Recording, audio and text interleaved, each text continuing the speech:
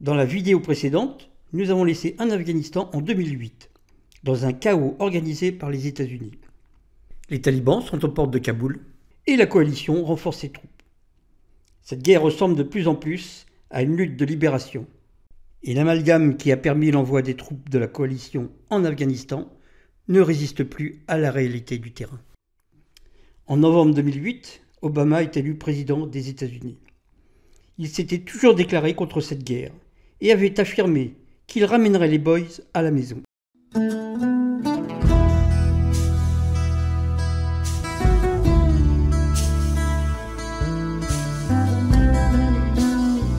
Or, deux camps s'affrontaient dans l'administration américaine. Les partisans de la paix et de la négociation avec les talibans, en la personne de Richard Holbrooke, et les hommes du Pentagone, partisans de la guerre, les mêmes que l'on retrouvait déjà en 2001. En juin 2009, Obama tranche et donne raison aux guerriers.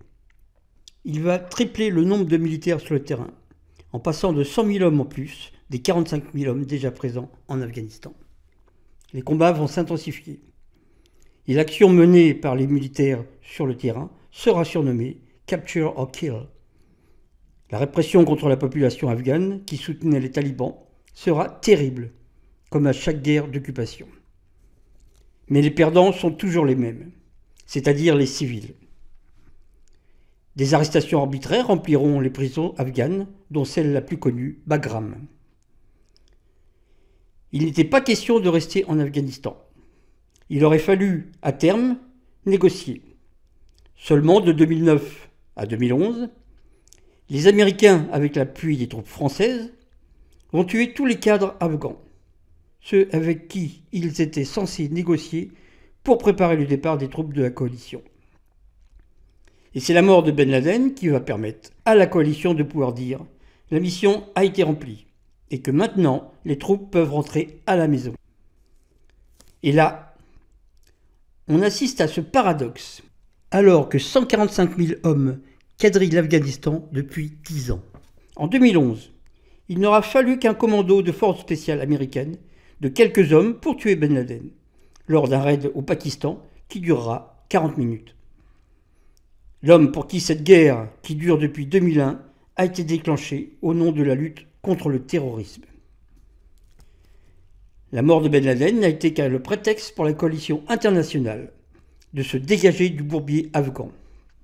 Les talibans, présents plus que jamais en Afghanistan, n'étaient-ils plus de dangereux terroristes qui menaçaient la paix sur Terre? Les États-Unis laisseront tout de même 15 000 soldats en Afghanistan. Après avoir été présentés comme le centre du terrorisme et la menace internationale qu'il fallait à tout prix éradiquer, l'Afghanistan se trouve en cette année 2015, aujourd'hui, précipité dans un gouffre. Et l'ombre de Daesh plane en Afghanistan et menace la paix dans la région et sur le monde. Les 150 milliards de dollars dépensés chaque année par les États-Unis n'ont fait qu'entretenir la corruption et fait monter la haine de la population, qui a été mise en dehors de cette manne financière. En cette année 2015, la situation en Afghanistan est très aléatoire. Entre les pourparlers de paix, auxquels les talibans refusent de participer, tant qu'ils ne seront pas supprimés de la liste noire des organisations terroristes, et les attentats perpétrés par les talibans pour imposer leurs conditions. L'Afghanistan survit sur les décombres de 14 années de guerre. Alors d'autres réunions sont prévues au Pakistan, et nous sommes en 2015, et l'avenir de l'Afghanistan risque d'être obscurci encore pour de longues années.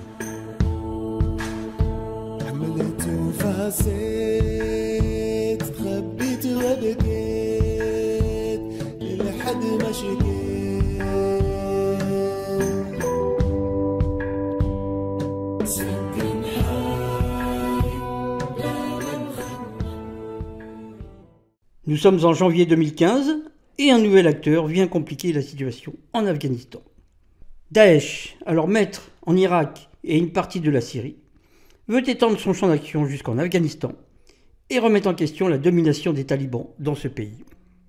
En réponse, les talibans mettent en œuvre des unités spéciales pour mener la guerre contre les djihadistes de Daesh. Ils mènent maintenant le combat sur deux fronts, l'un contre Daesh et l'autre contre l'armée afghane, et de ce qui reste du contingent de la coalition internationale, qui a été fortement réduit après la mort de Ben Laden.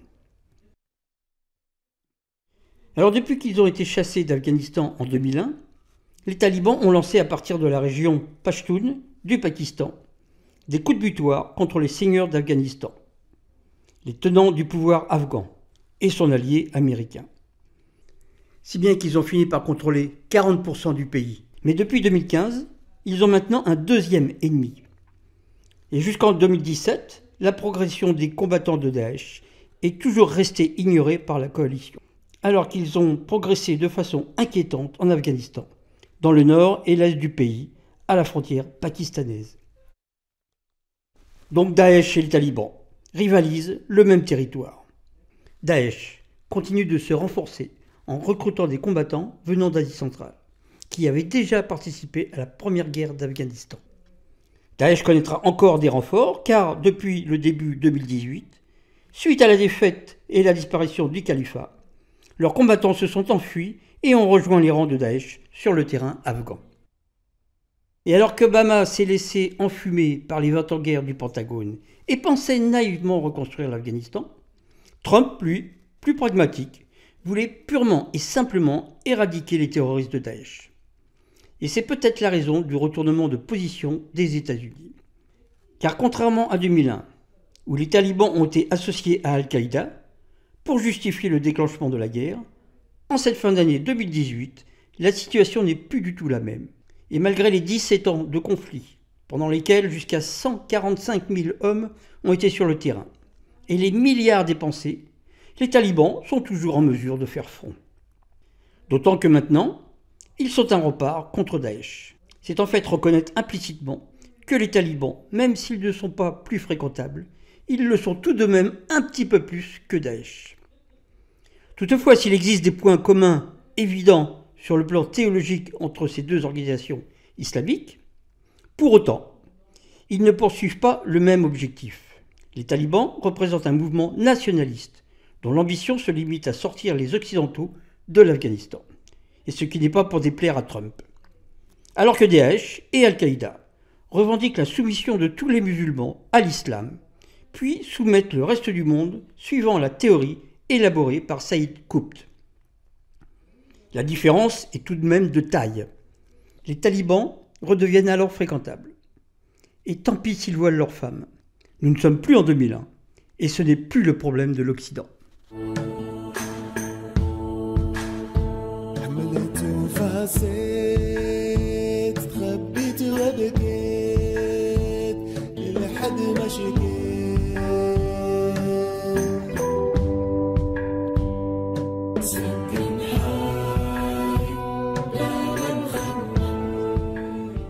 Depuis mai 2018, réalisant que les talibans sont un acteur incontournable, les États-Unis, qui considéraient que le contact direct avec eux était une ligne rouge à ne pas franchir.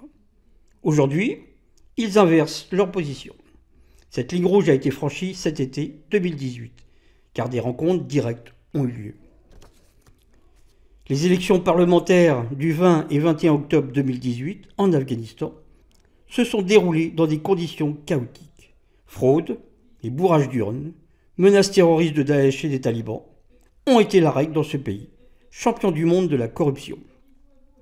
Toutefois, en juillet 2019, l'élection présidentielle doit avoir lieu, et contrairement aux élections précédentes, l'équilibre ethnique devra être respecté.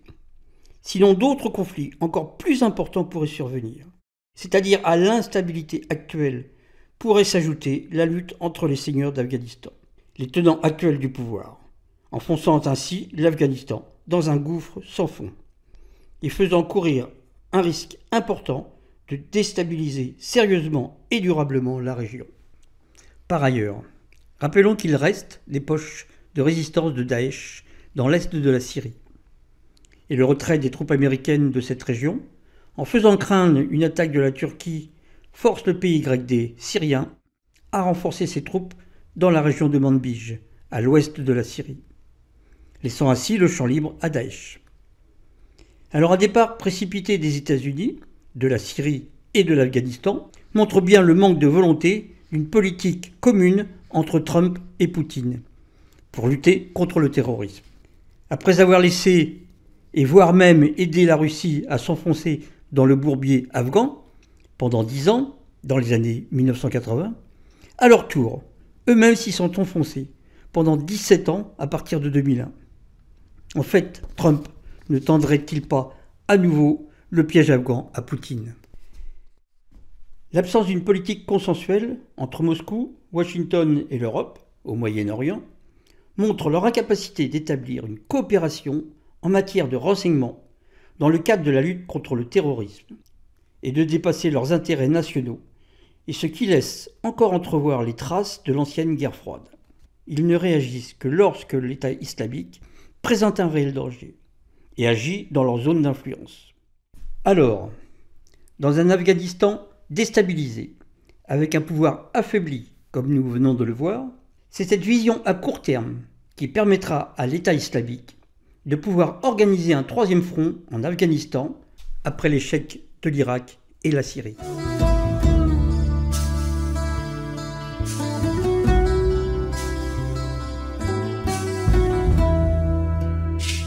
ودارت الايام وما فات غرام ودارت الايام وما فات ندام قلب النيمة اما يبدل سلام قلب النيمة